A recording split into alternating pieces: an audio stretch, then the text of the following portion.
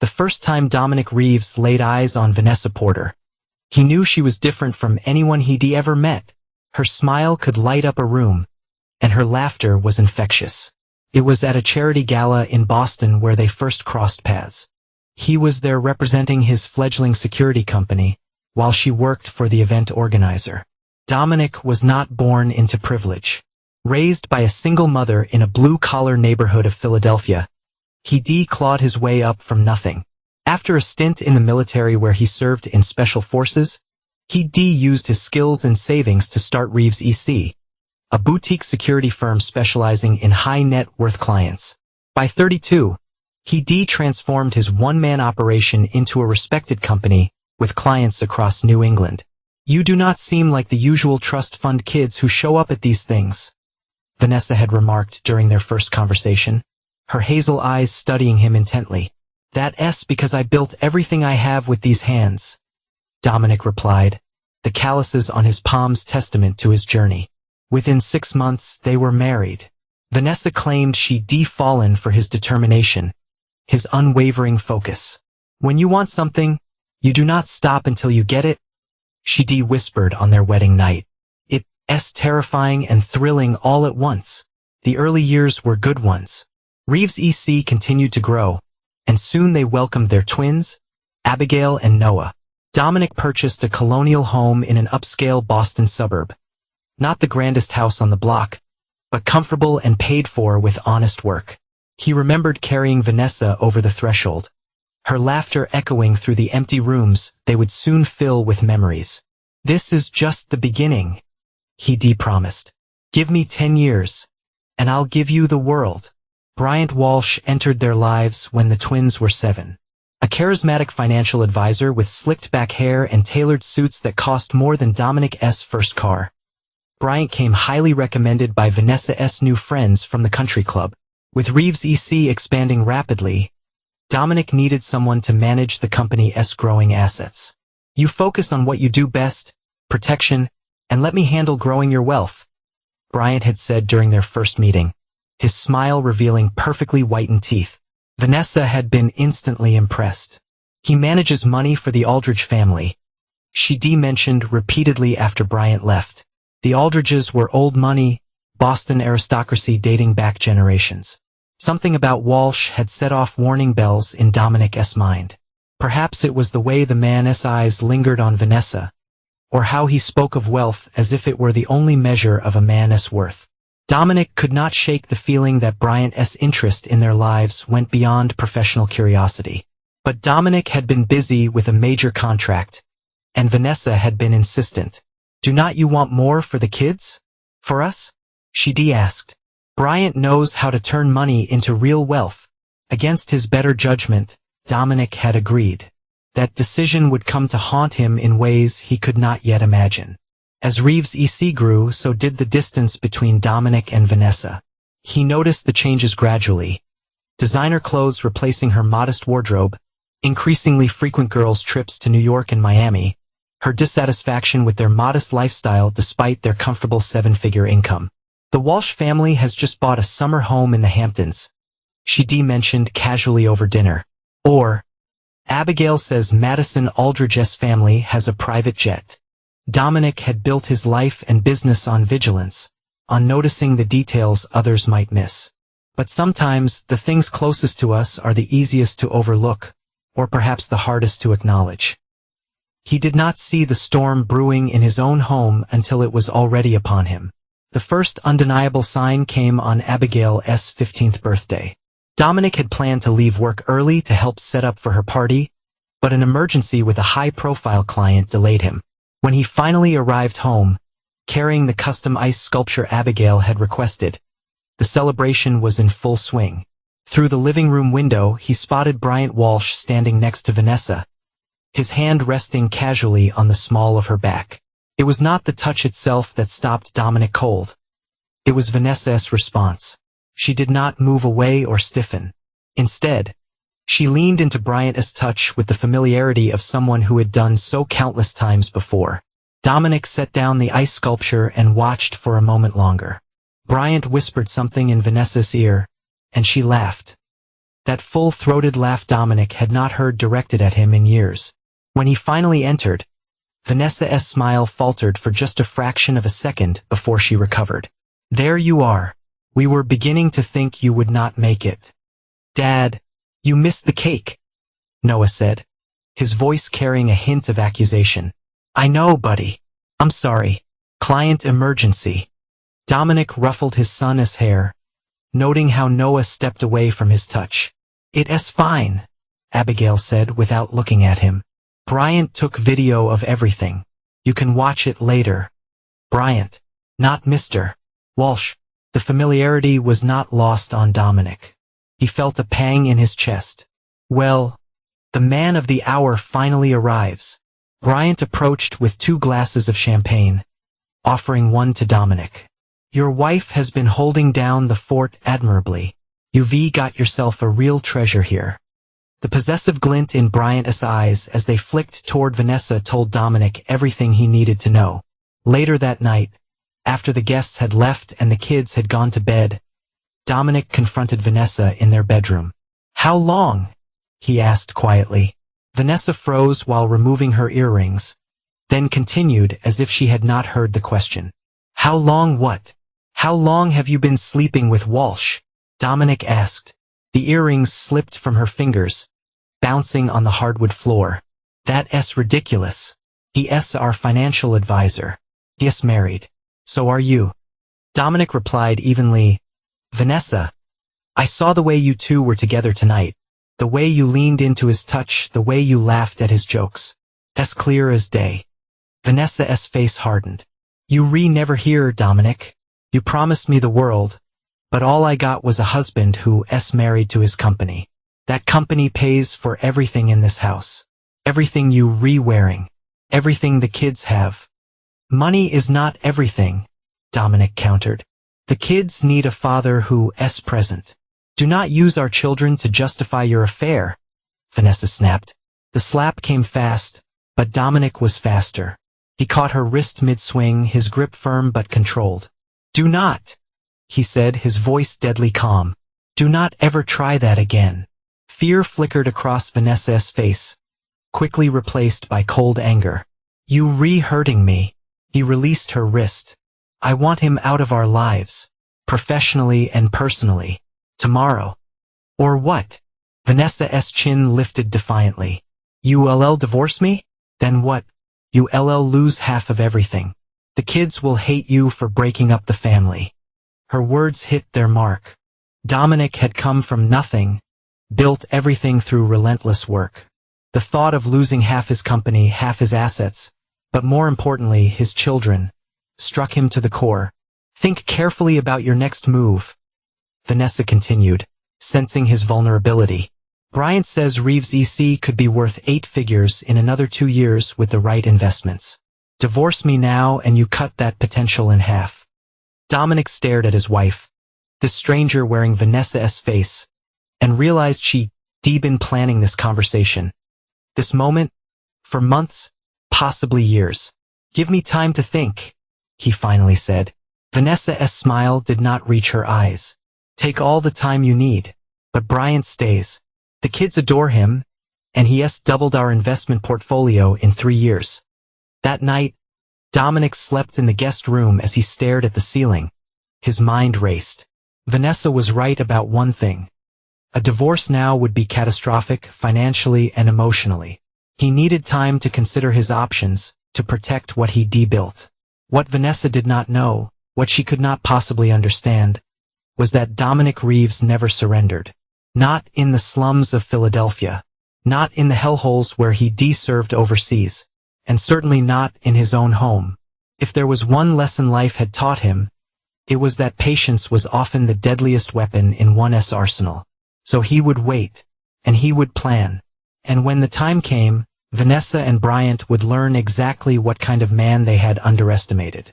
For the next 2 years, Dominic played the role of the oblivious husband perfectly. He worked longer hours, giving Vanessa and Bryant the time and space for their affair to bloom in plain sight. He attended every school event, every parent-teacher conference, and made sure to be present for the kids in a way he had not been before. He even started taking Abigail and Noah on weekend trips, just the three of them, rebuilding the bonds that had been strained by his absence. Meanwhile, he quietly began to gather evidence, documenting every interaction between Vanessa and Bryant, every suspicious transaction, every hint of their betrayal. He hired a private investigator to follow them, to capture their moments of intimacy on camera, to build an ironclad case against them. And he waited, biding his time, letting the noose tighten around their necks. He knew that the longer he waited, the more they would let their guard down, the more they would reveal. And when the time was right, he would strike. He watched as his children grew increasingly distant, influenced by their mother's subtle manipulations and Bryant's expensive gifts. Abigail and Noah, now 17, barely acknowledged his presence at dinner, preferring instead to discuss their activities with Uncle Bryant. Trips on his yacht, weekends at his country club, the colleges he promised to help them attend. Through it all, Dominic maintained his composure, even as he set his plan in motion. The security business had taught him valuable lessons about human nature and vulnerability. Everyone had weak points, everyone left traces, and patience always revealed the truth. His 45th birthday arrived on a crisp October morning. Dominic had expected it to pass without celebration, as had become the norm. Instead, Vanessa surprised him with news over breakfast. "I've arranged a special dinner tonight," she announced, not looking up from her phone. "Just the family. The Plaza Hotel, 7 o'clock. Dominic studied his wife's face. In recent months, her demeanor toward him had shifted from cold hostility to something resembling pity. He understood why now. Her plan must be reaching its culmination. "Any special occasion?" he asked, keeping his tone neutral. Vanessa finally looked up, her smile practiced. "It's your birthday, is not it? 45 is a milestone." Throughout the day, Dominic went about his normal routine at Reeves EC, confirming with his most trusted employee, Lawrence Delacroix, that everything was in place. Lawrence, a former military colleague who had joined the company 5 years earlier, was the only person Dominic had confided in. "It's all set," Lawrence confirmed, sliding a small flash drive across Dominic's desk. "Are you sure about this timing? Once we start, there's no going back." Dominic pocketed the drive. "I've given them 2 years of freedom. That ends tonight." When Dominic arrived at the Plaza Hotel that evening, the maitre d' directed him to a private dining room. Inside, he found not just Vanessa and the twins, but also Bryant Walsh and a silver-haired man Dominic recognized as Judge Harold Prescott, known for handling high-profile divorce cases and a close friend of the Aldridge family. "Surprise," Vanessa said, but there was no warmth in her voice. "I hope you do not mind the extra guests." Dominic smiled tightly. "Not at all. The more, the merrier." Throughout the appetizers, conversation remained superficial. The twins spoke almost exclusively to Bryant, who captivated them with stories of a planned summer trip to his new villa in Monaco. As the main course arrived, Vanessa cleared her throat. "Dominic, I think it's time we stopped pretending." The table fell silent. Abigail and Noah exchanged glances but did not seem surprised. "Pretending what?" Dominic asked, cutting into his steak. "That this marriage is working," Vanessa replied, placing a thick envelope beside his plate. "These are divorce papers. Judge Prescott has been kind enough to expedite matters." Bryant placed a proprietary hand over Vanessa's, a self-satisfied smile on his lips. "We thought your birthday would be appropriate. A new beginning for everyone," Vanessa said. Dominic set down his knife and fork and opened the envelope, scanning the documents inside. The terms were brutal. Vanessa would receive the house, majority ownership of Reeves EC, and full custody of the children. Dominic would be left with a modest stipend and limited visitation rights. "The judge granted me everything you own," Vanessa laughed softly. "Bryant's legal team found some creative interpretations of your business contracts." Dominic closed the envelope and looked at his children. "And you two? What do you think about all this?" Noah stared at his plate. Abigail, always the bolder of the two, met his gaze. "Mom says you've been using the company to hide money, that you never really cared about us." We legally changing our names. To Walsh, Noah added, finally looking up. After the adoption, do not bother calling us anymore. Abigail continued, her voice hard, but her eyes betraying uncertainty. We restarting fresh. Bryant's already arranged for us to transfer to Dalton Prep for senior year. Dominic nodded slowly, his face revealing nothing of the rage and pain churning inside him. He picked up his water glass, taking a deliberate sip before responding. I understand. He looked at Vanessa, then Bryant, then Judge Prescott. Is there anything else? Any other surprises for the birthday boy? The lack of resistance seemed to unnerve Vanessa slightly. You not going to fight this? Dominic stood, buttoning his suit jacket. What's there to fight? You clearly planned everything meticulously. He nodded to Judge Prescott. I'll have my lawyer review these and respond accordingly. Do not waste your money on expensive lawyers, Bryant interjected. The prenup you signed gives Vanessa controlling interest in any business started during the marriage. Dominic paused. I'm well aware of what I signed. He looked at his children one last time. When you ready to hear the truth, you know how to reach me. As he turned to leave, Vanessa called after him. Are not you going to sign the papers? Dominic glanced back. On my birthday? No, but do not worry. You'll have your answer soon enough. He simply nodded and left without another word. As the door closed behind him, he heard Bryant's laugh, followed by the clink of champagne glasses. The celebration had begun. Outside the hotel, Lawrence was waiting in a nondescript sedan. How did it go? He asked as Dominic slid into the passenger seat. Exactly as expected. They celebrating as we speak. Dominic pulled out his phone and dialed a number. Mr. Frost, it's time. Deliver the envelope to the Walsh residence. And Lawrence, drive by the house. I want to see their faces when they get the news. As they drove through the night, Dominic finally allowed himself a small, cold smile. For 2 years, he had endured humiliation and betrayal. For 2 years, he had built his case piece by piece. Now it was time for the reckoning. Now Vanessa, Bryant, and everyone who had chosen their side were about to learn a painful lesson. Dominic Reeves never forgave. And he never, ever forgot. As Lawrence's sedan idled near the sprawling Walsh estate, a Georgian colonial significantly grander than the home Dominic had provided for his family, Dominic watched Gerald Frost, his attorney, approach the gate with a manila envelope in hand. Frost, a razor-sharp litigator with a reputation for ruthless efficiency, had been working with Dominic for the past 18 months, ever since Dominic had first confirmed the affair. What Vanessa did not know, what Bryant's expert legal team had failed to discover, was that Gerald Frost specialized in asset protection and had helped Dominic prepare for this very scenario long before Vanessa had contemplated divorce. Through the car's tinted windows, Dominic observed as the security guard accepted the envelope and disappeared inside the mansion. 10 minutes later, Dominic's phone buzzed with a text from Frost. Delivered. Response as expected. Circle back, Dominic instructed Lawrence.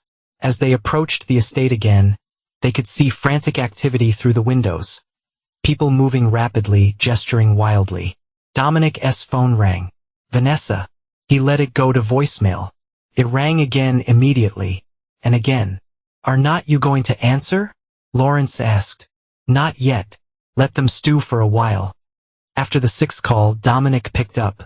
Yes. What is this? Vanessa's voice was shrill with panic. What kind of sick joke are you playing? It's no joke, Vanessa. Just information I thought you should have before proceeding with the divorce. This ca not be real. The company, the house, everything. It says it's all owned by some trust. The Reeves Family Trust, Dominic confirmed. Established 10 years ago, before Reeves' ECS value exploded. Everything I've built is legally owned by the trust, not me personally. That's impossible. I would have known. Would you? You were too busy planning shopping trips and charity galas to take an interest in the boring details of our finances. You left that to Bryant. Bryant says this is fraud. Judge Prescott is already looking into invalidating the trust. Dominic laughed softly. Good luck with that. The trust was established in the Cayman Islands, with a secondary structure in Liechtenstein. Judge Prescott's jurisdiction ends at the U.S. border. The children are beneficiaries of that trust. Vanessa's voice cracked. You ca not cut them off. I have not cut anyone off. Read the documents carefully, Vanessa. The twins remain beneficiaries. They'll receive their distributions when they turn 25. Unless, of course, they legally change their names or are adopted by someone else. Then the terms change significantly. A beat of silence. Then, more controlled. You planned this all along. No, you forced my hand. I created the trust to protect our family's future. You were the one who decided to destroy that family. Dominic ended the call, leaving Vanessa in stunned silence, and allowed himself a deep, steadying breath as the consequences of her and Bryant's actions began to unfold. The judge will do whatever the law requires. And the law is very clear on this matter. Dominic's voice hardened. You wanted a war, Vanessa. Now you have one. Through the car window, Dominic could see Bryant emerge from the house, phone pressed to his ear, his normally perfect appearance disheveled. Your boyfriend looks upset, Dominic observed. Perhaps he's realizing that the fortune he thought he was marrying into does not actually exist. You stubborn man, Vanessa hissed. The kids will never forgive you for this. They barely acknowledge me now thanks to your manipulation. I have nothing left to lose on that front. This is not over, Dominic. On that we agree. This is just the beginning. Enjoy the party. Dominic ended the call and nodded to Lawrence. Take me home. Not to the house. That has not been home for a long time. The penthouse downtown. As they drove away from the Walsh estate, Dominic felt no joy, no triumph, only grim determination. Phase 1 was complete. Vanessa and Bryant now understood that the financial windfall they anticipated would not materialize. But that was merely the opening move in a much larger game. The next morning, Dominic was awakened by a call from Gerald Frost. They've been busy, Frost reported. Bryant's team filed emergency motions all night, trying to freeze the trust assets. Judge Prescott signed some of them, but they were essentially worthless against the international structure. And Vanessa? She's demanding a meeting. Says she wants to discuss a reasonable settlement. Dominic smiled coldly. Set it up. My office, 3 o'clock. When Vanessa arrived at Reeves EC headquarters, she was alone. No Bryant. No lawyers. She clearly made an effort with her appearance, wearing the conservative blue dress Dominic had always admired. Her makeup was subtle. Her expression contrite. You look tired, she observed as she took a seat across from him. Cut the concerned wife act, Vanessa. What do you want? Her facade cracked slightly. Fine. I want to discuss reasonable terms. This trust nonsense is just a negotiating tactic. I understand that. So let's negotiate. There's nothing to negotiate. The trust exists. It's legal.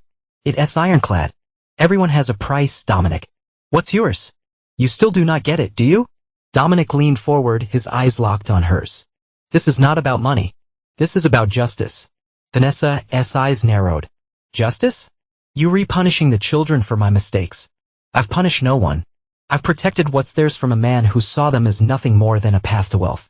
Brian cares for them. Brian cares for what they represent. Access to money he did not earn. Tell me, what happens to his affection when he realizes there's nothing to gain? Vanessa's silence was answer enough. The children remain beneficiaries, Dominic continued. They'll have everything they need for college, for their futures. But you and Walsh, you get nothing. So I'm supposed to live on what? Air? Dominic shook his head, his expression resolute. You wanted freedom, Vanessa. Now you have it.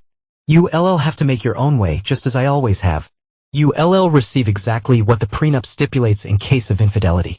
$300,000. A fair amount for 12 years and 2 children. Vanessa's laugh was brittle. You expect me to survive on that? The country club membership alone costs half that annually. Then perhaps it's time to reconsider your priorities. Rising from her chair, Vanessa's expression hardened. You've made a mistake, Dominic. A big one. Brian has connections you not imagine. Threaten me again and the offer drops to the legal minimum. As she reached the door, Vanessa paused. The children want to know if you'll be at Noah's recital next week.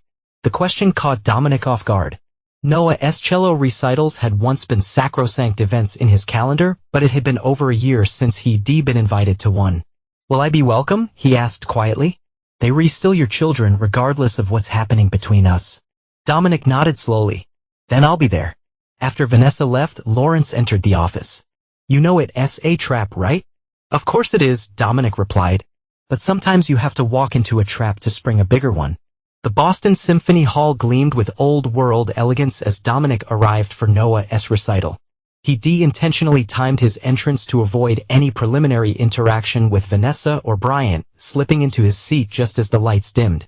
From 3 rows ahead, he could see the back of Vanessa's head, her blonde hair swept into an elegant updo. Beside her sat Brian, his arm draped possessively across the back of her chair.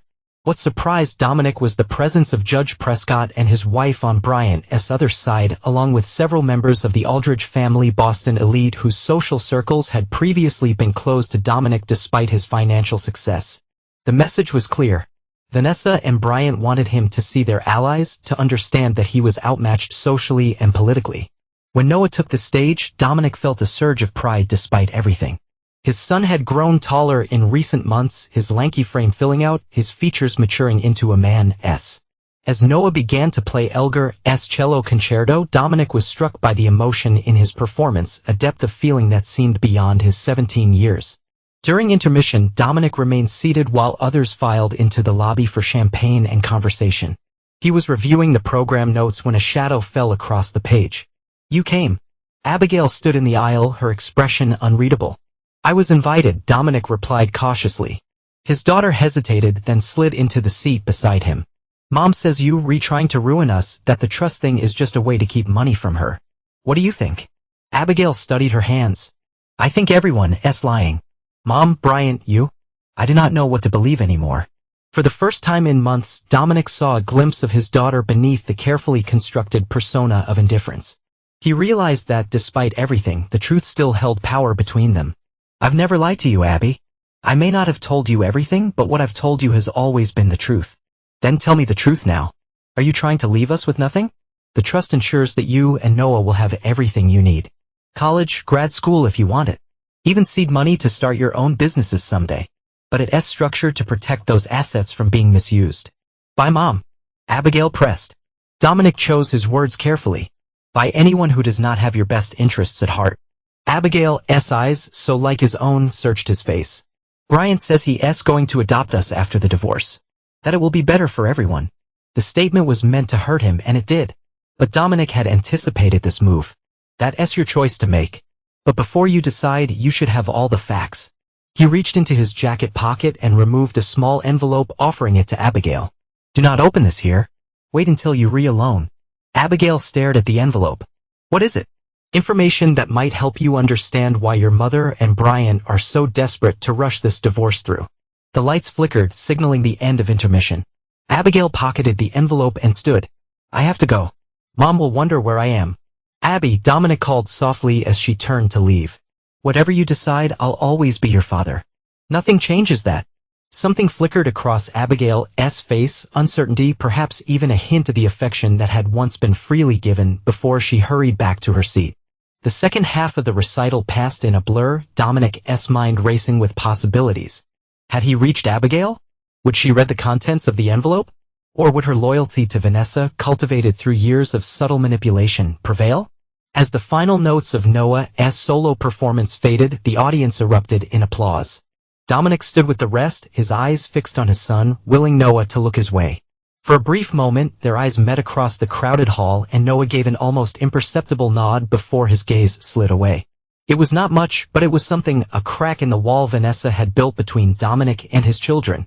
Following the recital, Dominic purposely lingered near the exit, knowing Vanessa would need to pass him on her way out. When she appeared, flanked by Brian and the twins, her smile faltered slightly before recovering. Dominic, I'm glad you could make it. Her voice carried just enough warmth to seem genuine to onlookers. Noah was exceptional, Dominic replied, addressing his son directly. You've improved tremendously since I last heard you play.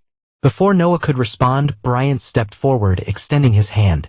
Reeves, good of you to show support despite the circumstances. Dominic ignored the offered hand.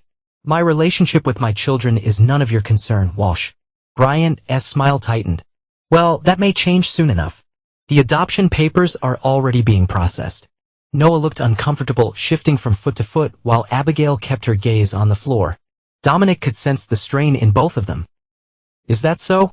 Dominic looked past Brian to where Judge Prescott was conversing with members of the Aldridge family. You seem very confident in the outcome. The judge is an old family friend, Bryant replied, lowering his voice. He understands what's best for the children. And what's best for your investment portfolio, I imagine. Bryant's composure slipped for a moment, his eyes flashing with anger. You know, for a man about to lose everything, you're remarkably calm. I've already lost what matters most, Dominic replied, his gaze shifting to his children. Everything else is just details. As the group moved past him toward the exit, Abigail paused, falling slightly behind. Dad? She whispered, barely audible. I'll read it tonight. Before Dominic could respond, she hurried after her mother, leaving him standing alone in the rapidly emptying hall. Lawrence was waiting outside in the car. How did it go? Abigail took the envelope. Now we wait. And if she does not act on it? Dominic stared out at the Boston skyline, the city lights reflecting off the Charles River. Then we move to Plan B. But my daughter is smarter than Vanessa gives her credit for. She connect the dots. At 2 a.m, Dominic's phone rang. Abigail? I need to see you, she said without preamble, her voice tight with emotion. Now. And bring the files from the other envelope, the one you mentioned in your note. Where are you? At Layla's house. Mom thinks I'm at a sleepover. Layla Martinez had been Abigail's best friend since elementary school, one of the few connections Vanessa had not managed to sever. I'll be there in 20 minutes. When Dominic arrived at the Martinez home, Abigail was waiting on the front steps, her face pale in the street light. Without a word, she led him to Layla's father's study where they could talk privately. Is it true? She demanded as soon as the door closed behind them. Everything in those files? Dominic nodded. Every word. Every document. Every transaction. Bryant's been embezzling from his clients? From the Aldridges? Not just embezzling. Running a sophisticated Ponzi scheme. The Aldridges are actually nearly bankrupt, but they do not know it yet. Their money, along with funds from a dozen other wealthy families, has been systematically siphoned into offshore accounts for years. Abigail sank into a leather chair. And Mom, did she know? This was the crucial question, one Dominic had wrestled with himself. I believe she suspected something was not right, but Bryant kept her insulated from the details, letting her enjoy the lifestyle without questioning its source. The adoption, the rush to divorce. It's all about the trust, is not it? He needs our money because his whole scheme is about to collapse. The SEC has been building a case for months. Bryant does not know it yet, but they're moving in next week. When they do, everything he has will be frozen or seized. Abigail's eyes filled with tears. And we were just what? His escape plan? Dominic nodded gently, his voice soft but unwavering. You and Noah were his lifeline, Abby. The trust was always the real prize, not the family. But you have the truth now. And it's up to you to decide what to do with it. His new source of funds once the scheme collapsed. You, Noah, and the trust, Dominic confirmed gently. If he could legally adopt you both, he could petition for control of your trust distributions as your legal guardian. What about Noah? Does he know? Not yet. I was hoping you might help with that. Abigail wiped her eyes, her expression hardening into something Dominic recognized, his own determination reflected in his daughter's face. I'll talk to him. But Dad, what happens when the SEC moves? Mom will be implicated too. Not if she cooperates. IV arranged for immunity in exchange for her testimony, but she has to come forward voluntarily before the arrests begin. She will not, Abigail said with certainty. She's too proud, too invested in the life Bryant promised her. Then she'll face the consequences of her choices. Abigail stood, pacing the small study. This will destroy everything. Our home, our school, our friends. Your home is protected by the trust. Your education is secured. As for friends, real friends stand by you in difficult times. The rest are not worth keeping. After a long moment, Abigail nodded. I'll talk to Noah tonight. He's staying at Bryant's lake house, but I can get there. Be careful. Do not let Bryant suspect anything. I will not. Abigail hesitated, then stepped forward and hugged Dominic tightly. I am sorry, Dad. For everything I said, for believing the worst about you. Dominic held his daughter, the first genuine contact they shared in years. You have nothing to apologize for. You were manipulated by experts. As Abigail pulled away, her expression turned solemn. What happens next? After Noah knows? That depends on what you both want. I will not force any decision on you. And Mom. Dominic's face hardened slightly. Your mother made her choice 2 years ago when she decided to betray our family. My concern now is protecting you and Noah from the fallout. 3 days after the recital, Dominic received a text from Noah, the first direct communication from his son in over a year. Need to talk. Alone. The boathouse, 2 p.m. The boathouse by the Charles River had been a special place for Dominic and Noah. Years earlier, they had spent countless weekends there, Dominic teaching his son to row, to respect the water's power, to find solace in the rhythm of oars cutting through the current. Dominic arrived early, watching from a distance as students from nearby universities glided past in sleek racing shells. At precisely 2 o'clock, he spotted Noah approaching, shoulders hunched against the brisk autumn wind, his features set in grim determination. "You came alone?" Noah asked, scanning the area suspiciously. As requested. Dominic gestured to a bench overlooking the river. "Shall we sit?" Noah remained standing. "Abby showed me the files. About Brian. About what he's been doing. And is it true? All of it?" "Yes." Noah's composure cracked slightly, his voice trembling. "Why did not you tell us sooner? Why let us believe? Would you have believed me?" Dominic asked quietly. "Or would you have seen it as a desperate attempt to turn you against your mother and Brian?" The silence that followed was answer enough. "Brian's been asking questions," Noah finally said. "About the trust. About what assets can be accessed before we turn 25. He keeps saying we need to legally formalize our relationship before the divorce is finalized. And what do you think about that now?" Noah's laugh was bitter beyond his years. "I think I was an idiot. We both were. He never cared about us. Just what we represented. People are often not what they seem, Noah. Especially when money is involved." "Mom," though Noah hesitated. "She must have known something." Dominic chose his words carefully. "Your mother wanted a certain lifestyle. Brian offered it. Sometimes people choose not to question things that seem too good to be true. She's still her mother." "Yes. And whatever happens, that would not change." Noah finally sat beside Dominic, his lanky frame folding onto the bench. "What happens now?" "Abby says the SEC is moving in soon. Tuesday they'll arrest Brian at his office. The indictments are sealed, but the charges include securities fraud, wire fraud, money laundering, enough to put him away for decades." "And Mom?" "That depends on her choices in the next few days." Noah stared out at the river. She would not leave him. She's too proud to admit she was wrong. Then she'll face the consequences alongside him. "What about us?" "Me and Abby, you're both welcome to come home. The house is still yours, it always was. The trust ensures that. And if we do not, if we stay with Mom." Dominic's heart constricted, but his voice remained steady. "Then that's your choice to make. The trust will still provide for your education, your basic needs. But I would not force you to choose me." Noah was silent for a long moment. "I need time to think," to talk to Abby again. "Of course." Dominic reached into his pocket and removed a key. "This is to the lake cabin in New Hampshire. It's not in my name or the trust. No one would think to look for you there. If things get overwhelming in the next few days, you and Abby can go there. Food, clothes, everything you need is already stocked." Noah took the key, turning it over in his fingers. "You thought of everything, did not you?" "IV had 2 years to plan," Dominic replied simply. As Noah stood to leave, he paused. "The cello piece at the recital. I played it for you. It was always your favorite." Before Dominic could respond, Noah walked away, his tall figure soon disappearing around a bend in the riverbank. That evening, Dominic received a call from Lawrence. "The SEC has moved up their timeline. They were going in tomorrow morning, not Tuesday." "Why the change?" "Someone tipped off one of Brian's associates. They were worried about evidence being destroyed, money being moved." Dominic swore under his breath. "The kids need to know. They need to be clear of the fallout." "Already handled." IV sent them a secure message with the details. They were to stay at the cabin until further notice. "Good. And Lawrence, make sure the cabin is fully stocked. They might be there for a while." "Already done, boss." IV got everything covered. "Thank you, Lawrence. Keep me updated." "Will do. Be careful, Dominic. This storm is about to hit hard. It's been brewing for a long time." "I am ready. Gerald has a court order granting you emergency custody pending the investigation. He's filing it first thing tomorrow." "And Vanessa?" Dominic asked sharply. "No movement on that front. Our sources say she's planning a charity gala at the Walsh estate tomorrow night. Business as usual." Dominic closed his eyes, a mixture of anger and pity washing over him. She's going to be blindsided. That was always the plan, was not it? The plan was to give her a chance to cooperate, to save herself. And you did. She chose not to take it.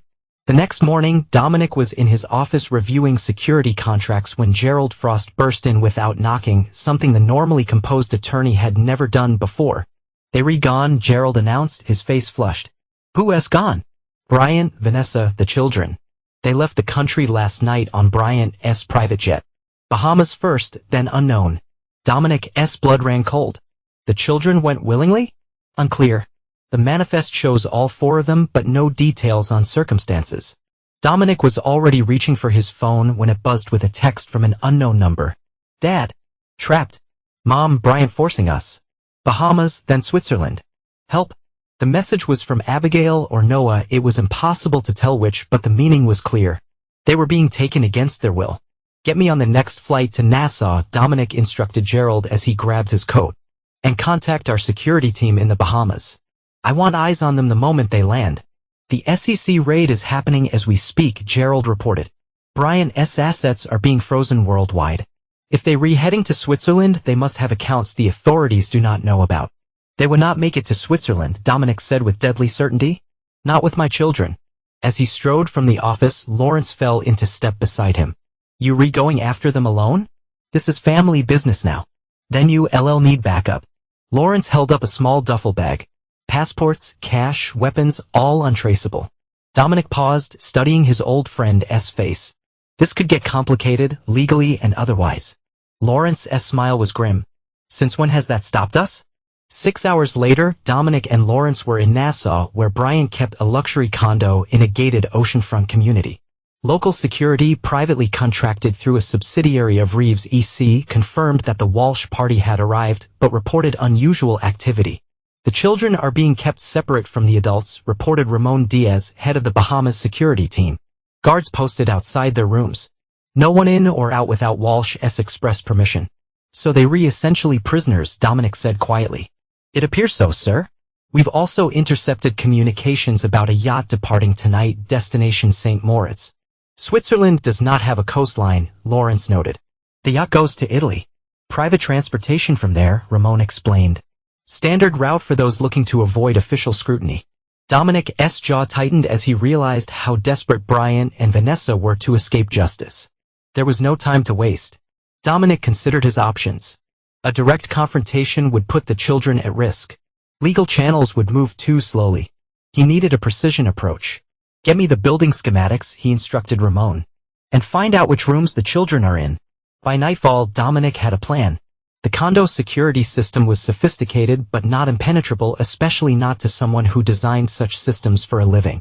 With Ramon's team creating a distraction at the main gate, Dominic and Lawrence would access the building through the service entrance, neutralize the guards, and extract Abigail and Noah.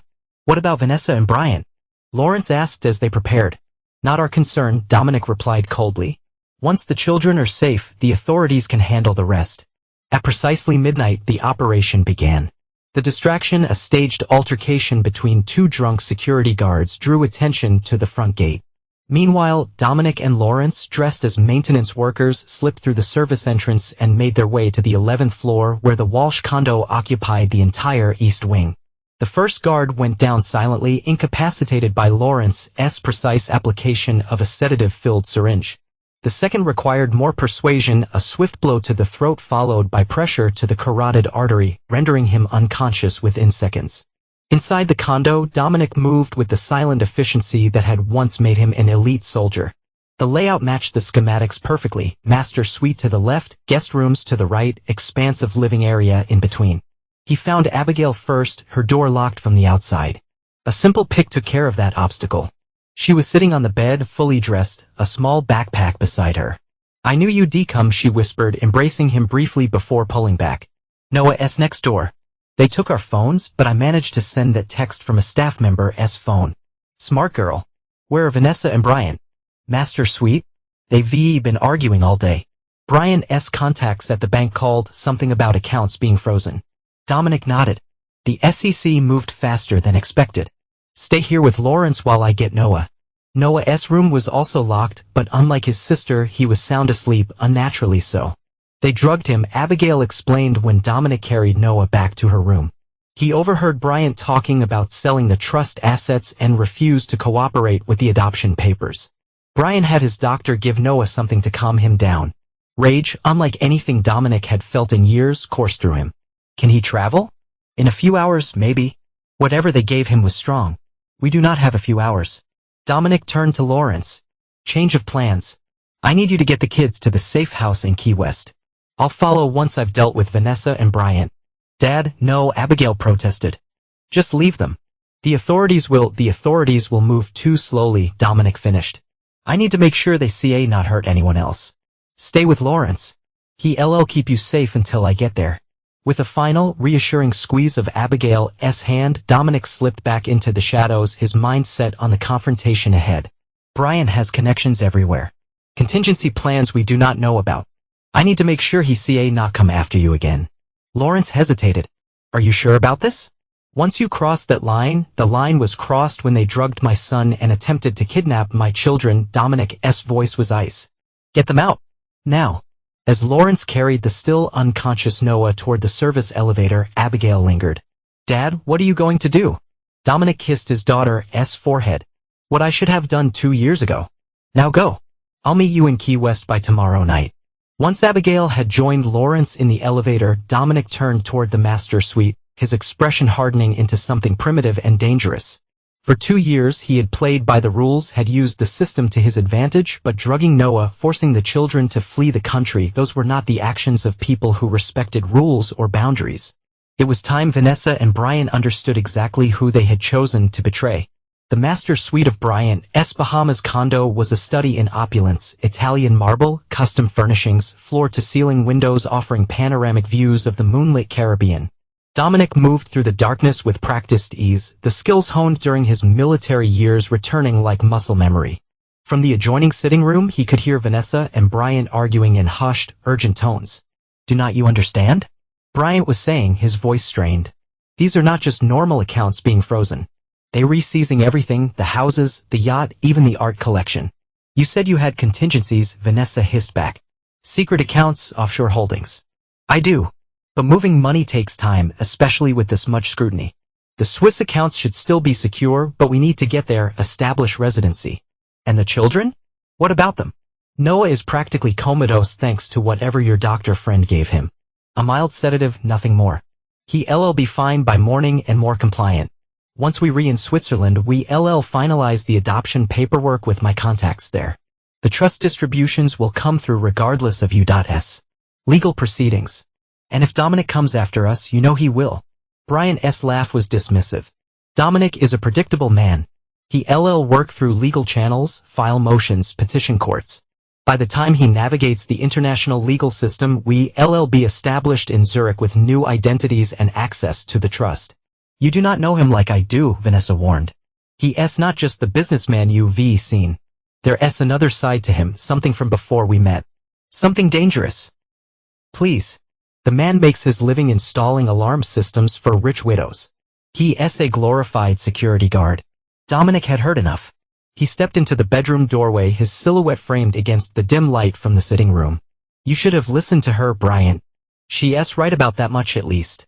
Vanessa gasped while Bryant fumbled for something in the nightstand. A gun, Dominic presumed. With 2 swift strides, Dominic crossed the room and slammed Bryant's head against the nightstand before he could retrieve the weapon. Bryant crumpled to the floor, dazed but conscious. Dominic. How? Vanessa backed away, her eyes wild with fear. The children are gone, Dominic informed her calmly. Already on their way back to the United States under armed escort. You see not do that. Legally, save it, Vanessa. No court in the world will side with parents who drugged their son and attempted to flee the country with stolen money. Bryant struggled to his feet, blood trickling from a cut on his forehead. This is breaking and entering. Assault. I'll have you arrested. By whom? Dominic gestured to the window where distant sirens could be heard approaching the complex. That would be the Bahamian authorities responding to an anonymous tip about an American fugitive hiding stolen securities in this very condo. The color drained from Bryant's face. You rebluffing. The same tip might have mentioned the private yacht scheduled for departure tonight and the counterfeit passports in the wall safe behind that garish painting. Dominic nodded toward a large abstract canvas dominating one wall. You really should vary your hiding places, Bryant. The same safe configuration in every property? Amateur. Vanessa looked between the two men, calculation replacing fear in her eyes. What do you want, Dominic? There must be something we can offer. Some arrangement. Did you know he drugged our son? Dominic interrupted, his voice dangerously soft. Did you approve that decision, Vanessa? She hesitated just a fraction too long. Of course not. I would never. Do not lie to me. Dominic's control slipped momentarily, his voice rising to a roar that made both Vanessa and Bryant flinch. Not now. Not after everything. Composing himself with visible effort, Dominic continued. Here's what happens next. The authorities will arrest Bryant for financial crimes, attempted kidnapping, and drugging a minor. You, Vanessa, have a choice. What choice? She whispered. Cooperation or complicity. The SEC and FBI already have enough evidence to charge you as an accessory. But with your testimony, immunity might still be possible. Bryant gave a harsh laugh. She would not testify against me. She's as involved as I am. Every luxury she enjoyed came from those stolen funds. Is that true? Dominic asked Vanessa directly.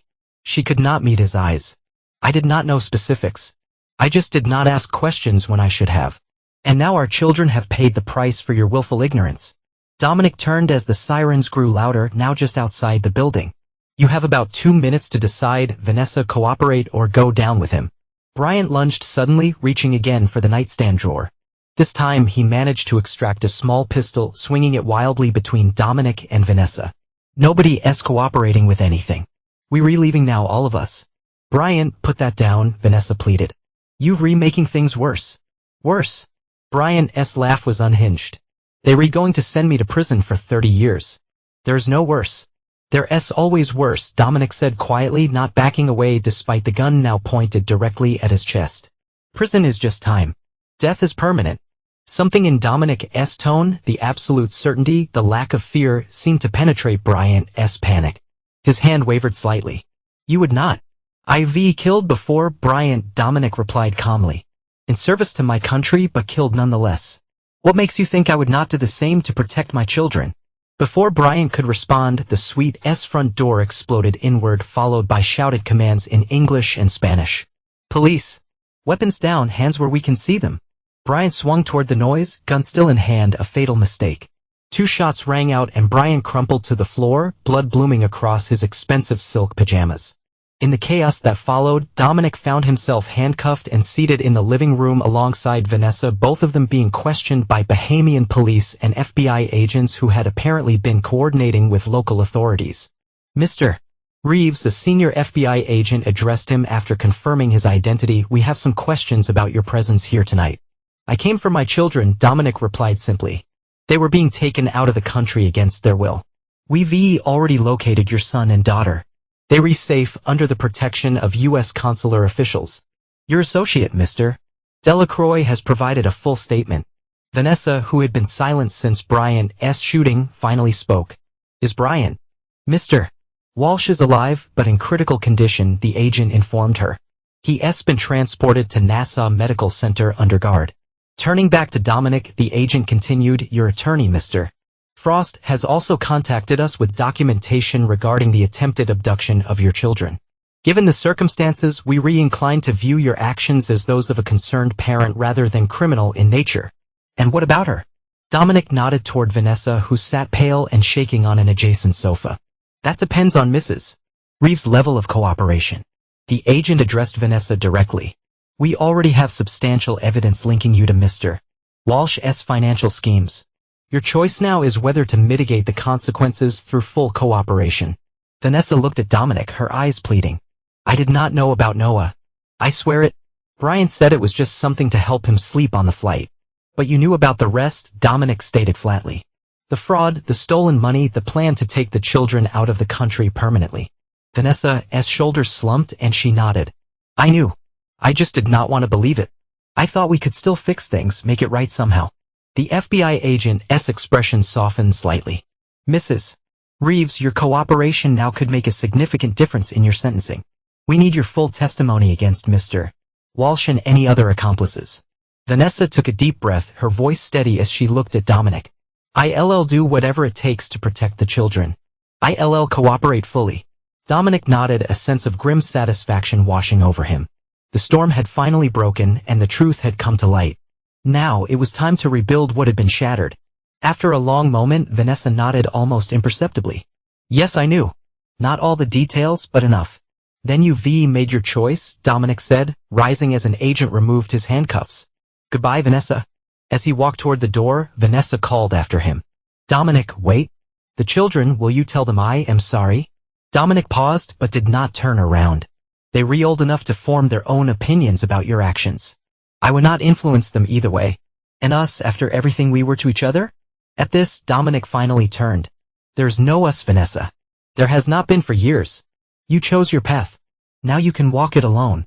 With those words, Dominic left the condo, moving with purpose toward the bank of elevators that would take him to the lobby, to a waiting car, and ultimately to a private jet that would reunite him with his children in Key West. Behind him, he could hear Vanessa beginning to talk to the FBI agents, her voice growing steadier as she realized that cooperation was her only chance for leniency. In the elevator, Dominic leaned against the wall, suddenly exhausted. The adrenaline that had carried him through the night was ebbing, leaving room for the full weight of what had transpired to settle on his shoulders. His marriage was irrevocably over. His wife would likely face criminal charges. His children had been traumatized in ways that might take years to heal. Yet through it all, one certainty remained: he had protected what mattered most. His children were safe, and the threat Bryant posed had been neutralized. As the elevator doors opened onto the lobby, Dominic straightened his shoulders and stepped forward into whatever came next. The Key West safe house, a modest Spanish colonial tucked away on a quiet street far from the tourist areas, had served as Dominic's personal retreat for years. Few people knew of its existence. Even Vanessa had visited only once early in their marriage before she decided the location was too remote, too lacking in social opportunities to be worthwhile. Now, as Dominic approached the wrought iron gate that shielded the property from the street, he felt a profound sense of coming home, not to a place, but to a version of himself he had suppressed during his years of playing the successful businessman and family man. Lawrence met him at the door, his expression grim. They were asleep. Noah finally came around about 4 hours ago, disoriented but otherwise okay. The doctor says whatever they gave him was a common benzodiazepine, nothing exotic. And Abigail? Holding up better than you'd expect. Strong kid, that one. Reminds me of you. Dominic managed a tired smile. Her mother would hate that comparison. Inside, the house was cool and quiet. Ceiling fans stirred the air, scented with jasmine from the courtyard garden. Dominic checked on his children, first Noah, sprawled across a bed still fully clothed, then Abigail, curled on her side in the adjoining room, her breathing slow and steady. For the first time in what felt like years, Dominic exhaled in relief, grateful simply to be near them, the danger at least for now set aside. Her phone clutched in her hand even in sleep. In the kitchen he found Lawrence had prepared coffee and a simple meal. You should eat, his friend advised. It's been 24 hours. Dominic nodded, forcing himself to take a few bites of the scrambled eggs and toast. Any word from the authorities? Bryant Walsh is in surgery. Touch and go from what my contacts say. Vanessa is cooperating, naming names, providing account details, the works. The FBI is considering immunity in exchange for her testimony against the bigger fish. She always was a survivor, Dominic remarked without bitterness. The judge, Prescott, has been detained for questioning. Apparently he received substantial consulting fees from Walsh over the years. I'm not surprised. The system was rigged from the start. Lawrence refilled their coffee cups. What happens now? With the kids, I mean. Before Dominic could answer, Abigail appeared in the doorway. Her hair tousled from sleep, but her eyes alert. That's what I'd like to know too. Rising from his chair, Dominic opened his arms and Abigail stepped into his embrace without hesitation. You're safe now. That's what matters. Pulling back, Abigail fixed him with a direct gaze. What happened in Nassau? The truth, Dad. Dominic gestured for her to sit, then recounted the events of the previous night. Bryant's panic, the confrontation, the arrival of the authorities, and the shooting. Throughout his explanation, he remained factual, omitting only the most graphic details. And Mom, what will happen to her? Prison, most likely, though her cooperation may reduce the sentence. The financial crimes alone carry significant penalties, and the attempted removal of minors from the country adds another layer. Abigail absorbed this with remarkable composure. She really believed Bryant would save her, did not she? Right up until the end. People see what they want to see, especially when the alternative is admitting they made a terrible mistake. Like we did. came Noah's voice from the hallway. He looked pale but steady as he joined them at the table. We believed all their lies about you. Dominic reached for his son's hand. You were manipulated by experts, Noah. No one blames you. I blame me, Noah insisted. I should have seen through it. The way Brian suddenly became so interested in us after you created the trust. The rush to adoption. It was so obvious in retrospect. Hindsight is always clearer than foresight, Dominic said gently. What matters is that you recognize the truth when it was presented to you. Abigail exchanged a look with her brother before addressing their father. The trust, is it really as substantial as Brian believed? Enough that he was willing to commit kidnapping to get control of it. The trust is significant, Dominic confirmed.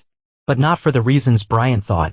The majority of the assets are structured to provide for your education, housing, and basic needs until you reach 25. After that you'll have access to the principal, which is substantial but not the unlimited fortune Brian imagined. What about Reeves EC? Noah asked. Brian kept saying it was worth 8 figures, maybe 9 with the right management. Dominic smiled slightly. Reeves EC is valuable, yes? But its true worth is not in its current contracts or assets. It's in its potential. And in the subsidiary companies most people do not know about. Subsidiaries? Abigail looked surprised. What subsidiaries? Specialized divisions operating under different names in different sectors. Cybersecurity, private intelligence, specialized training programs for corporate and government clients. I kept them separate from the main company for precisely this scenario to protect them from any potential legal complications involving Reeves EC itself. And Bryant never knew about them? Noah asked, impressed despite himself. Bryant saw what I wanted him to see. A successful but straightforward security company that would make him rich but not wealthy. The real wealth was always hidden beneath layers of corporate structures he never bothered to investigate fully. Lawrence, who had been quietly observing the family reunion, cleared his throat. The media is starting to pick up the story. Walsh's arrest, the financial scandal, it's going to be everywhere by tomorrow. Abigail's face fell. Everyone will know. School, friends, which is why you both have a decision to make, Dominic said. We can stay and weather the storm. Deal with the publicity, the questions, the inevitable social fallout. Or we can make a fresh start somewhere else. At least until the worst of it blows over. Where? Noah asked. I have properties in several places. London, Singapore, a ranch in Montana. The choice is yours. The twins exchanged another look, communicating silently in that way they had since childhood. Finally Noah spoke for both of them. We want to stay with you, Dad. Wherever that is. But not Boston. Abigail added firmly. Not where everyone knows us as the Walsh kids now. Dominic nodded. Montana then. It's peaceful, remote. Good schools nearby. Or private tutors if you prefer. And when you're ready for college, you can go anywhere you choose. What about Mom? Noah asked quietly. Will we see her again? Dominic chose his words carefully. That's entirely up to you. Whatever she's done, she's still your mother. I will not stand in the way of any relationship you choose to maintain with her. Even after everything she did to us? Abigail sounded skeptical. What she did to me is between us. Your relationship with her is separate. Lawrence's phone buzzed with an incoming message. After reading it, he looked up grimly. Bryant Walsh died on the operating table 20 minutes ago. Complications from the gunshot wounds. A heavy silence settled over the kitchen. Finally, Dominic spoke. That changes things legally. For Vanessa primarily. Is she going to be charged with his crimes now? Noah asked. Possibly as an accessory, depending on what evidence emerges. But without Bryant to testify against her, her value as a witness diminishes. Abigail's expression hardened. Good. Let her face the consequences. Dominic studied his daughter, concerned by the coldness in her voice. Abby, revenge is not a path I'd recommend. I've walked it. I know where it leads. Is not that exactly what you did though? She challenged. Set up the trust. Gather evidence. Wait for the right moment to strike back. I protected what was mine. You, Noah, the company I built. But I never sought revenge for its own sake. What's the difference? Noah pressed. Dominic considered the question seriously. Intent. Protection looks forward, seeking to secure the future. Revenge looks backward, trying to balance accounts that can never truly be balanced. The conversation was interrupted by Lawrence's phone ringing again. This time, the call was brief, but it left him looking troubled. What is it? Dominic asked once Lawrence had hung up. Vanessa. She's asking no, demanding to speak with you. Says it's about the children. Dominic glanced at the twins who were watching him intently. What do you think? Should I take the call? Again, that silent communication passed between them before Abigail answered. We want to hear what she has to say. Put it on speaker. Dominic nodded to Lawrence, who dialed back the number. When Vanessa's voice filled the kitchen, it was strained but controlled. Dominic, can you hear me? I'm here. Abigail and Noah are with me on speaker. A sharp intake of breath. The children? Are they all right? We're fine, Mom, Abigail replied coolly. No thanks to you or Brian. Abby, please. You have to understand. Understand what? Noah interrupted. That you drugged me? That you were going to take us to Switzerland and never come back? That you chose Brian over your own family? It was not like that, Vanessa insisted. Brian said Brian is dead, Dominic stated flatly. Whatever he said no longer matters. Silence. Then a soft sob. Dead? How? He died during surgery. The official cause has not been released. They blame me, Vanessa whispered. Without him to corroborate my testimony, they say I was equally responsible. Dominic, please, you have to help me. For the children's sake. The naked desperation in her voice might once have moved Dominic, but now he felt only a distant pity. What exactly are you asking for, Vanessa? Testimony. Character witness. Anything to show I was manipulated, that I did not understand the extent of what was happening.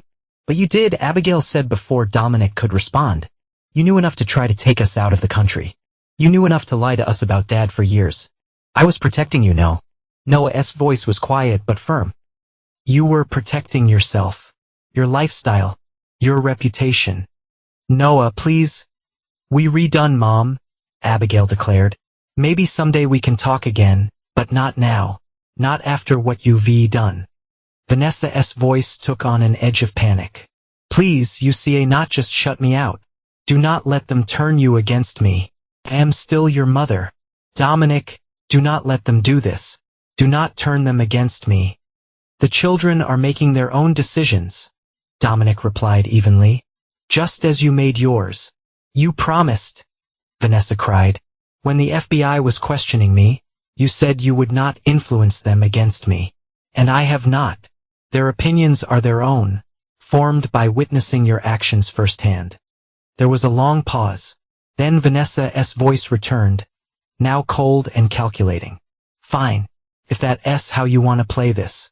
Remember, I still have information that could damage you. Your military service was not as spotless as you've led everyone to believe. Dominic felt rather than saw his children's attention sharpen. Is that a threat, Vanessa? It's a reminder that everyone has secrets. Even you, Dominic. Mom, Noah interjected, sounding suddenly older than his 17 years. Do not do this. Do not make it worse. I'm fighting for my life here, Vanessa replied. For my freedom. Surely you can understand that. Dominic met his children's questioning gazes across the table. Whatever Vanessa thinks she knows about my past, I've never hidden anything from the authorities. My military record is classified but clean. That's not how Bryant's contacts in Washington described it, Vanessa countered. Certain operations in certain countries that officially never happened. Enough? Dominic's voice cut through her words like a blade. If you want to trade information with the prosecutors, go ahead. But leave the children out of it. I just want to see them, talk to them face to face. Is that so much to ask? Abigail and Noah exchanged another look before Noah responded. Not now, Mom. We need time. Time for what? Vanessa asked. Time to figure out who we are outside of your lies and Bryant's manipulation, Abigail said firmly. Time to decide what kind of relationship we want with either of you going forward. Vanessa's laugh was bitter. So that's it. After everything I've sacrificed for you. What exactly did you sacrifice, Mom?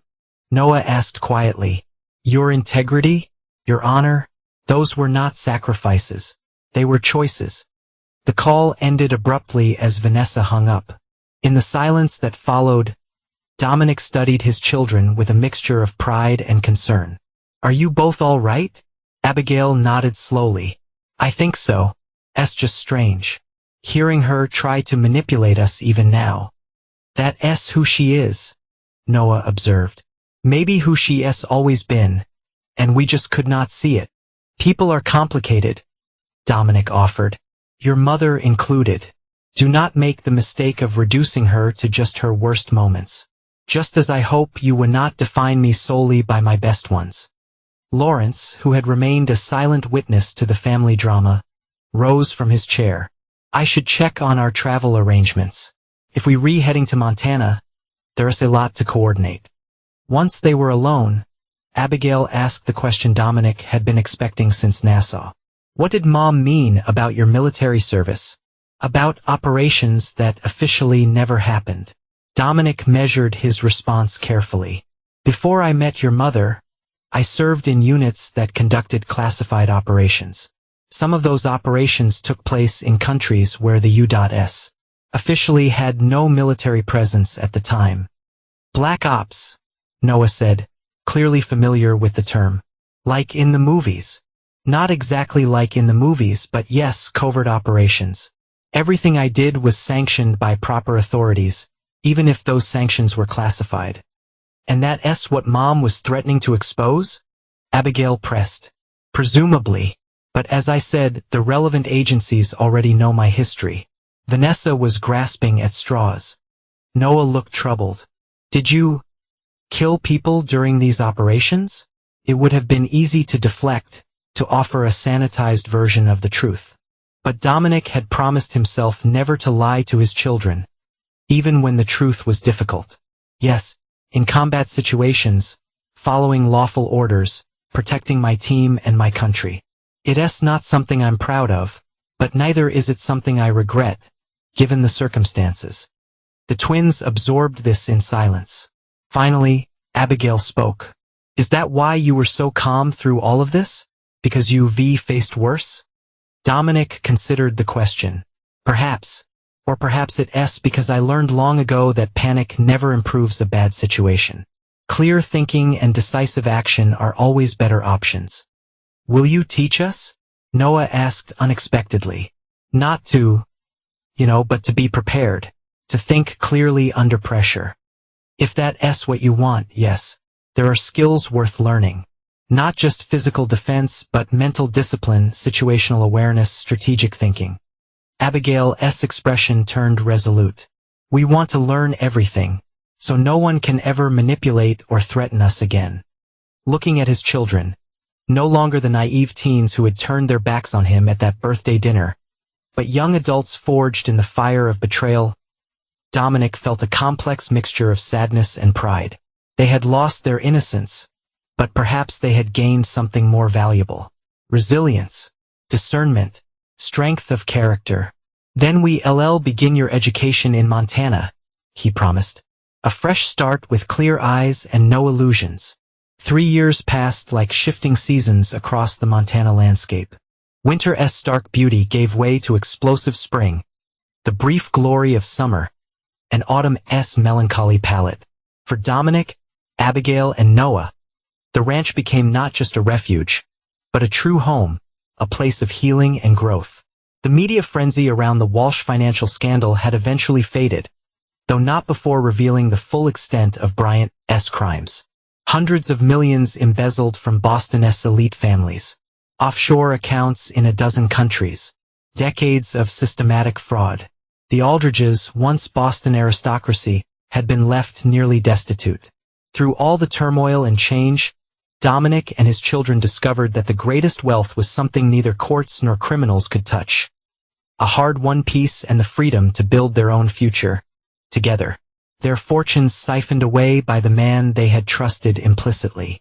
Vanessa had faced trial for her role in the scheme, ultimately receiving a 10-year sentence reduced to 6, with the possibility of parole after 4, thanks to her extensive cooperation with prosecutors.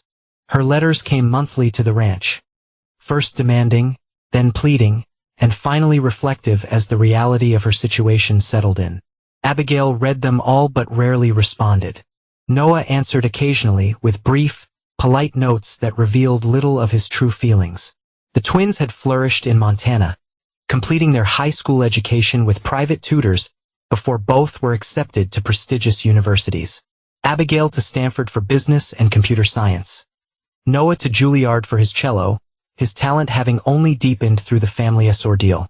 Dominic had restructured Reeves EC and its subsidiaries, appointing Lawrence as CEO, while he focused on specialized consulting work that allowed him to remain primarily in Montana. He traveled occasionally to London or Singapore to oversee his international interests, but home was always the ranch with its sprawling acreage and big sky. On a crisp October morning, exactly 5 years to the day since that fateful birthday dinner, Dominic sat on the ranch house porch, watching the sun illuminate the distant Rockies. Abigail and Noah, home for fall break, joined him with mugs of coffee. "Happy birthday, Dad," Abigail said, kissing his cheek before settling into an adjacent chair. "The big 5-0, Noah added with a grin. "Half a century." Dominic smiled. "When did you two become so grown up?" "Somewhere between the kidnapping attempt and learning to fly the helicopter," Abigail replied dryly, referring to the pilot's license she earned the previous summer, one of many skills she mastered under Dominic's guidance. Noah's phone buzzed with an incoming text. After reading it, he glanced at his sister. "It's from Mom. She's being released next week. Early parole for good behavior." "I know," Dominic said. "Her lawyer contacted me yesterday." Abigail's expression tightened. "She wants to see us, I assume." "She does. But that decision is entirely yours, both of you. I've maintained my promise not to influence your relationship with her." "What about you?" Noah asked. "Will you see her?" Dominic considered the question. "I have not decided. There's little left to say between us." The conversation was interrupted by the sound of an approaching vehicle, unusual for the isolated ranch. Lawrence's black SUV appeared on the long driveway, dust billowing behind it as it approached the house. "I did not know Lawrence was visiting," Abigail remarked as they watched the vehicle park beside Dominic's truck. Lawrence emerged looking grave, carrying a leather document case. He nodded to the twins before addressing Dominic. "Sorry to intrude on family time, but this could not wait." "What is it?" Dominic asked, rising to greet his friend.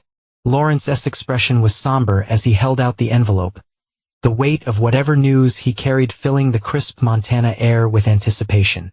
Lawrence glanced at Abigail and Noah. "Perhaps we should speak privately."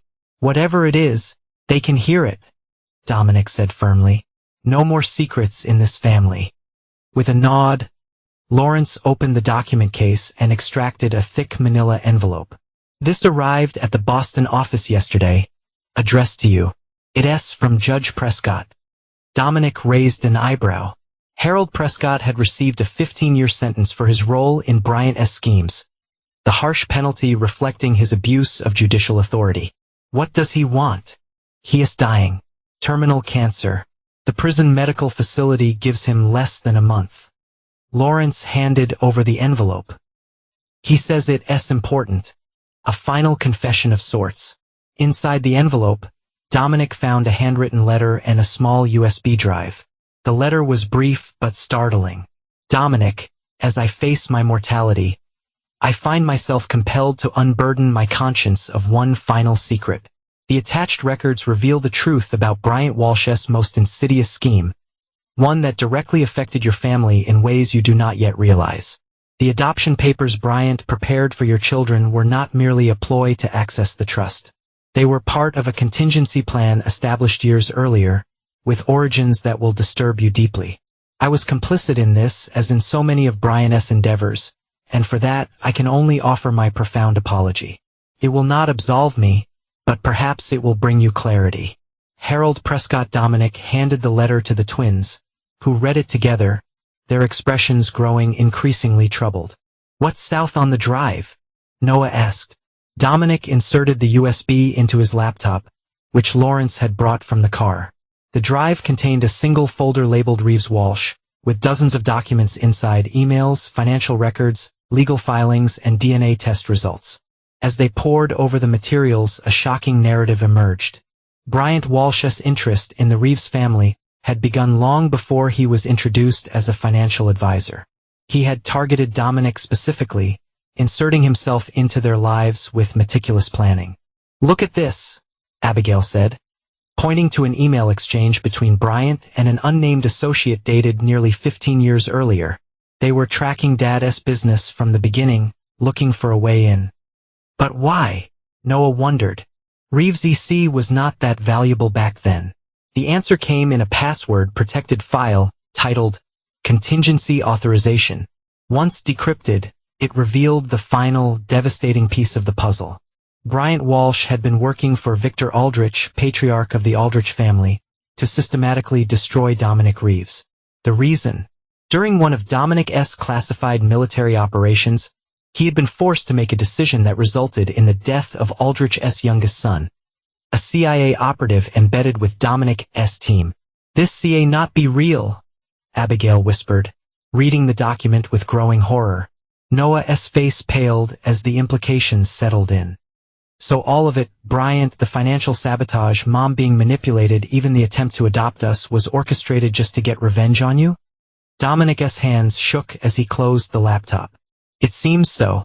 Aldrich could not touch me directly, so he hired Bryant to destroy everything I cared about. And Bryant did exactly that, piece by piece, until we fought back. For a long, silent moment, the family sat on the sun-drenched Montana porch, the full weight of the past years settling around them. But in that silence, Dominic realized that, despite having been targeted by old enemies and betrayed by those closest to him, he still had what mattered most. A future with his children, built on truth and hard-won trust. Abigail reached over and squeezed his hand. We still standing, Dad. Together. No matter what. Dominic nodded, his heart full of gratitude for the family that had endured so much, and chosen, again and again, to endure together. Whatever came next, they would face it as one. Aldrich blamed Dad for his son's death, even though it was classified as a necessary tactical decision. So he hired Bryant to infiltrate our lives. Noah continued, to get close to Mom, to turn her against Dad, to eventually gain control of everything Dad had built. And ultimately to adopt you both, Dominic added quietly. Victor Aldrich could not bring back his son, so he sought to take mine. To make my children legally his grandchildren through Bryant's adoption and subsequent marriage to his daughter Catherine. Catherine Aldrich? Abigail looked up sharply. Bryant was going to leave Mom for Catherine once the adoption was finalized? Lawrence nodded grimly. According to these documents, yes. Vanessa was always just a means to an end. The revelation landed like a physical blow. Dominic had known Bryant was manipulative, knew he had targeted the Reeves family deliberately, but this level of calculated malice, spanning over a decade, was staggering. Does Mom know about this? Noah asked, looking pale. I do not think so, Dominic replied after careful consideration. According to these emails, she was considered an unwitting asset. Bryant seduced her to gain access to our family, but he never revealed the larger plan. Abigail's expression hardened as she continued reading. It was not just Bryant. The Aldriches used their influence to pressure Judge Prescott, to fast-track the divorce proceedings, to ensure Dad would lose everything. And when my own precautions complicated their plan, they became desperate, Dominic added. Hence the kidnapping attempt, the rush to get you both out of the country. Lawrence, who had been reviewing the financial records, looked up with dawning comprehension. The Ponzi scheme was not Bryant's original intention. It started when he needed more capital to maintain his cover, to keep up the facade of success, and eventually spiraled into the massive fraud that brought down the Aldrich family themselves. Dominic finished. Poetic justice, in a way. Noah set aside the documents, his expression troubled. What do we do with this information? Does it even matter now after all this time? It matters, Abigail said firmly. It means Mom was a victim too, in a way, manipulated as part of a revenge plot she knew nothing about. Dominic considered this carefully. Perhaps, though it does not excuse her choices once the manipulation began. But it might explain them. Noah suggested. Bryant was specifically targeting her vulnerabilities, executing a plan designed by professionals to break apart our family. A heavy silence fell over the porch as they all processed the implications. Finally, Dominic spoke. The question now is whether this information changes anything for any of us. Does knowing the full truth alter how we move forward? Abigail and Noah exchanged one of their telepathic looks before Abigail answered. I think it does, at least for me. I've been so angry at Mom for so long. But seeing how thoroughly she was manipulated, how all of us were manipulated, makes me want to try to forgive her, even if I see and not forget. This does not erase what she did, but it helps me understand it better, Abigail said. I want to see her when she's released. Noah added, not to reconcile completely but at least to talk. With this new context, Dominic nodded, respecting their decision. And Victor Aldrich? The man who orchestrated all of this. What about him? Lawrence asked. He lost everything in the financial scandal, Dominic noted. His fortune, his social standing, even his historic family home.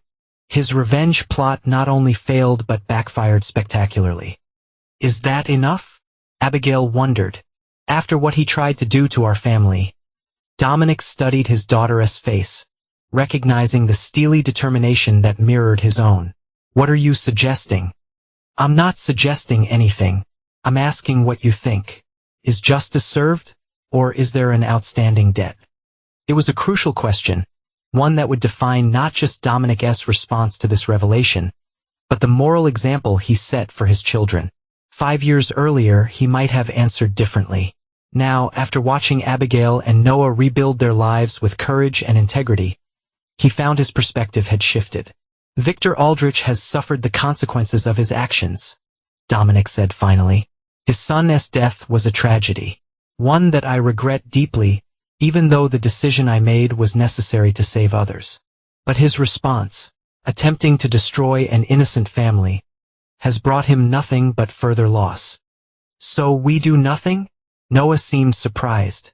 I did not say that, Dominic replied. We live well. We continue building something meaningful from the ashes of what was destroyed. We refuse to be defined by the hatred others tried to inscribe upon our story. For a long moment, the four of them sat in silence, watching the Montana sun illuminate the distant mountains. Then Abigail reached for her father's hand. That's the best revenge of all, is not it? Showing Victor Aldrich, showing everyone that they failed, that they could not break us no matter how hard they tried. Precisely, Dominic confirmed. Some might call it forgiveness, but it's not quite that. It's something stronger. The recognition that they no longer hold any power over us. Noah considered this, then nodded slowly. So when Mom is released next week, we'll meet with her, Dominic decided, surprising himself with the certainty in his voice. All of us together. We'll show her the documents, explain what we've learned. After that, each of us can decide individually what kind of relationship we want moving forward. Even you? Abigail asked, studying her father's face. After everything? Dominic thought carefully before answering. I'll never trust Vanessa again. What we had is irrevocably broken. But hatred requires energy. I'm no longer willing to expend. Lawrence, who had remained silent during this exchange, spoke up. What about Judge Prescott's confession? Should it be made public? No, Dominic said firmly. Let him take this secret to his grave. It would not bring back what was lost, and it would not change the past. But it might give him some small measure of peace in his final days. And perhaps in a way that's enough. The Aldrich name has already been dragged through enough mud. Catherine Aldrich was likely as much a pawn in her father's scheme as Vanessa was in Bryant's. As Lawrence prepared to leave, promising to return for dinner, Dominic and the twins remained on the porch, the mountains before them, the revelations of the past behind them. The path forward was not without complications, but it was theirs to define. Happy birthday, Dad, Noah said again, this time with deeper meaning. I think this might be the beginning of something new for all of us. Dominic nodded, feeling a sense of peace that had eluded him for years. The beginning, not the end. That's what matters most. As the autumn sun warmed their faces, Dominic Reeves understood that his greatest victory was not in the revenge he had executed 5 years earlier, but in the family that had emerged stronger from its crucible. A family bound not by blind loyalty or obligation, but by clear-eyed understanding and conscious choice. That more than any act of retribution was a legacy worth building.